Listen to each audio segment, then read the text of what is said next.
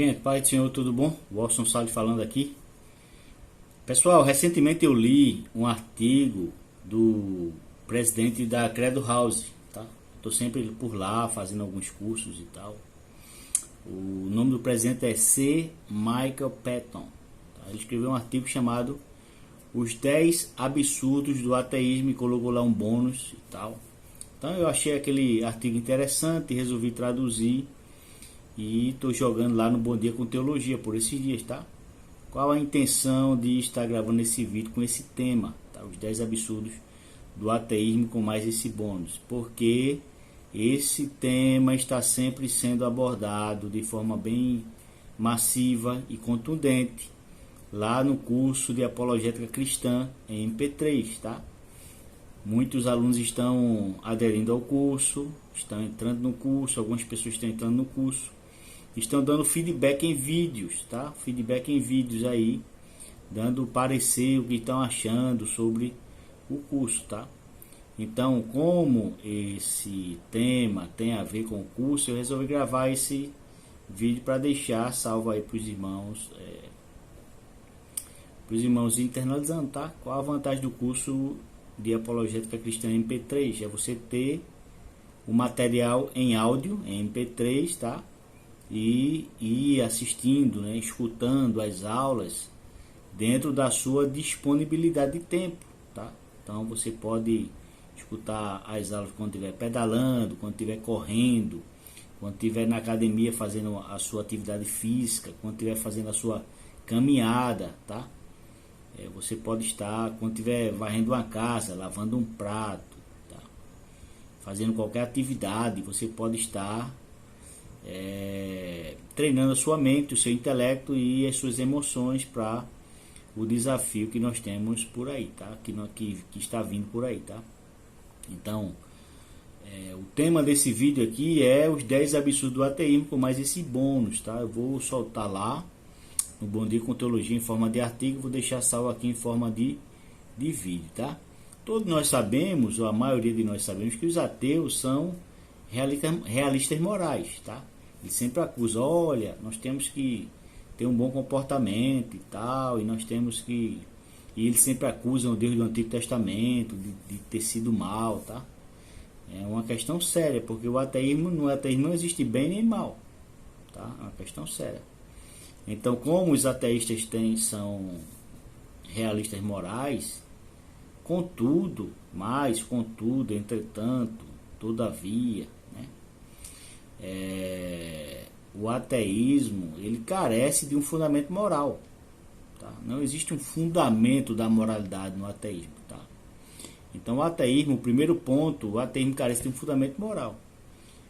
O ateísmo se omite quando se trata de oferecer uma base real para os valores e princípios morais.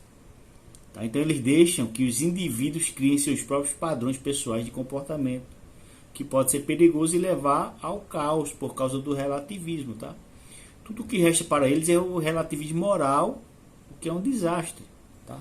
Por que o relativismo moral é um desastre, Wilson Salles? Porque qualquer grupo de pessoas podem defender comportamentos morais inadequados, podem defender como comportamentos morais corretos, e ninguém, de acordo com o relativismo, poderia, ao fim e ao cabo, questionar. Tá? Questionar. Não existe para o ateísmo padrão absoluto de moralidade. Não existe. Então o padrão é relativo. Cada grupo escolhe aquilo que é certo e aquilo que é errado, tá? Essa questão é problemática para o ateísmo, tá bom? O segundo ponto, né? O ateísmo não fornece uma resposta para a origem da vida ou do universo. Pelo menos não uma resposta coerente. O ateísmo não pode explicar como algo veio do nada ou como a vida surgiu de matéria inanimada, de matéria morta. Em última análise, eles têm que negar o axioma universal, ex nihilo, nihil fit, ou seja, do nada nada vem. Uma vez que esse axioma é negado, todo o pensamento racional e destreza intelectual são rejeitados em favor de algum tipo de mágica. Essa omissão do ateísmo se choca com uma das maiores leis da ciência, a lei da biogênese, que afirma que vida só provém de vida. E contra essa lei, eles afirmam por meio da teoria da evolução que a vida surgiu de matéria morta e que isso significa, gente, sem sombra de dúvida, um salto de fé cega, tá? É um problema sério, porque uma das maiores leis da ciência diz que vida só provém de vida. Ele defende contra toda a evidência científica que a vida surgiu de matéria inanimada. Diga-se de passagem, se a teoria da evolução é verdadeira, ela tem que ser cósmica, biológica e química, tá? De maneira bem trincada, planejada, mas aleatória, sem uma mente criativa por trás, tá?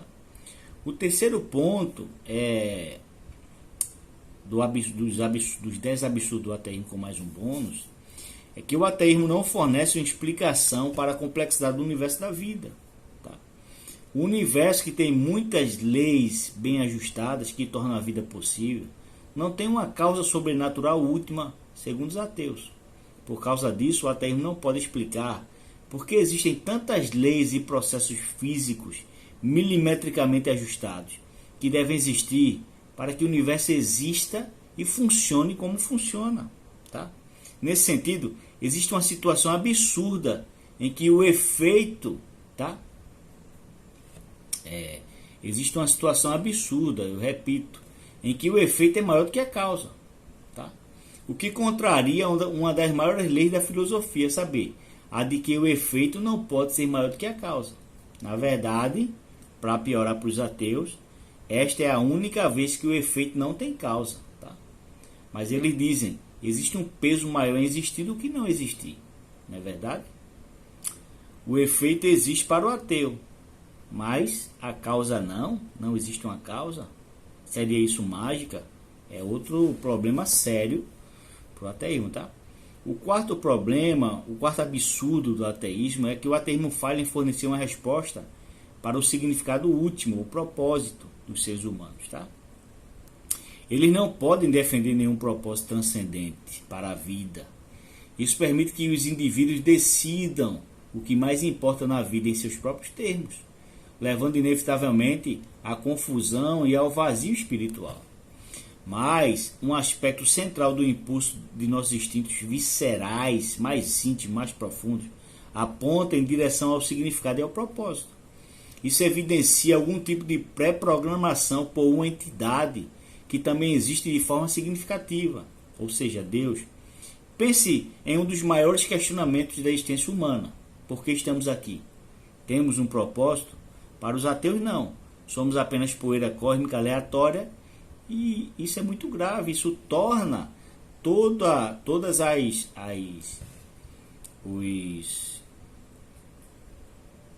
introspecções mais profundas que nós temos de sentido, de propósito, livre-arbítrio, tá? O próprio eu, o self, como ilusórios, tá? Tudo isso aí é uma ilusão, tá? A questão dos sentidos, tudo isso não passa de uma ilusão, ou seja, nós estamos apenas dançando a dança do nosso DNA. Isso é um absurdo sem tamanho, tá? O quinto absurdo do ateísmo é que, em sua essência, o ateísmo é baseado em uma fé cega, tá? É uma fé cega. O ateísmo sempre se lança como uma visão de mundo estritamente, completamente irracional. Isso não passa de propaganda, gente, tá?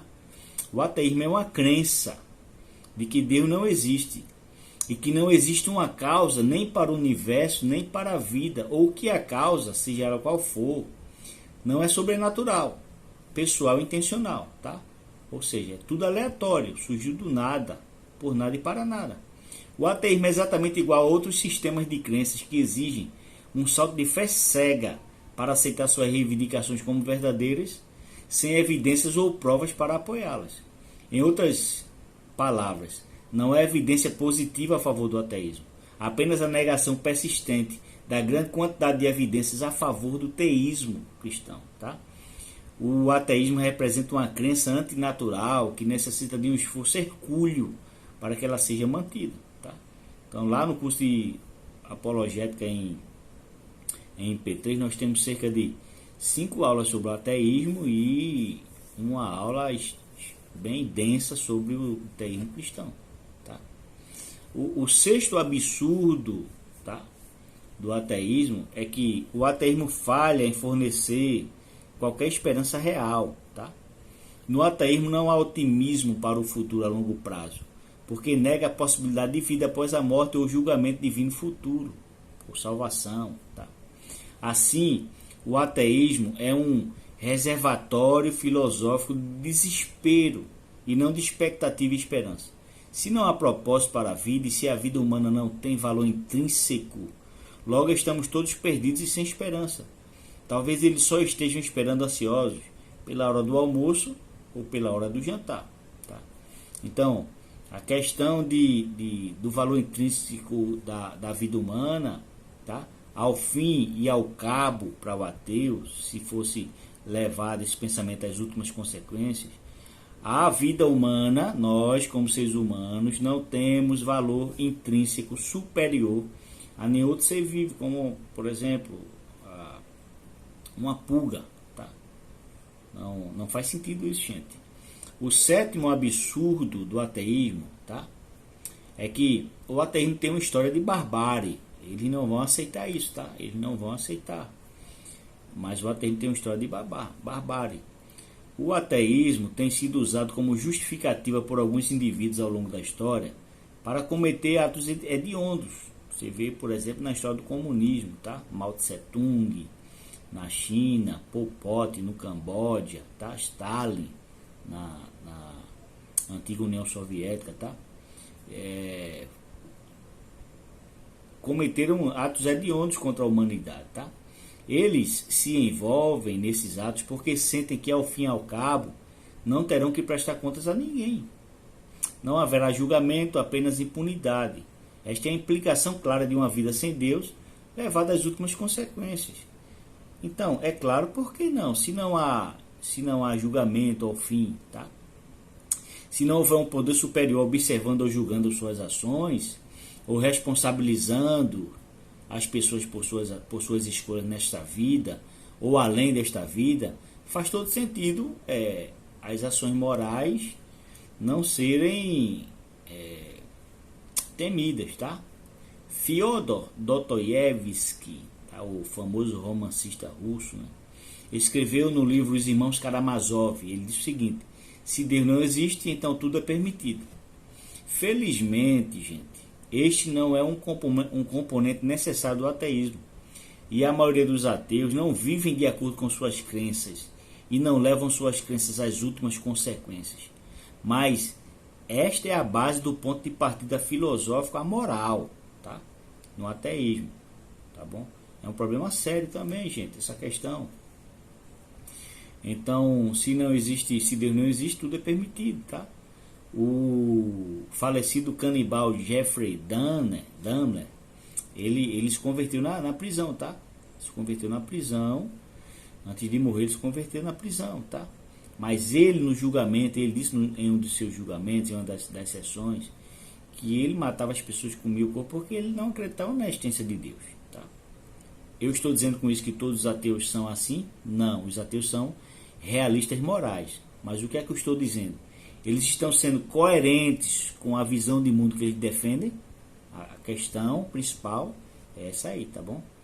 O oitavo ponto absurdo do ateísmo é que o ateísmo falha, gente, em oferecer alguma resposta real sobre o sofrimento e o mal no mundo, tá? Não faz sentido o ateu falar sobre o sofrimento e o mal no mundo ou tentar consolar as pessoas, tá? Embora este seja um argumento puramente pragmático, prático, ele é verdadeiro.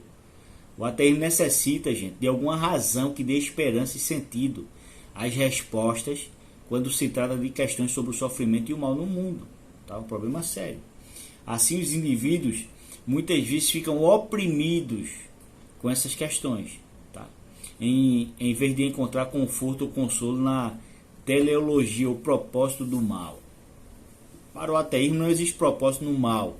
E como eles podem questionar o mal sem aventar ou evocar a existência do bem e do sumo bem, em última instância?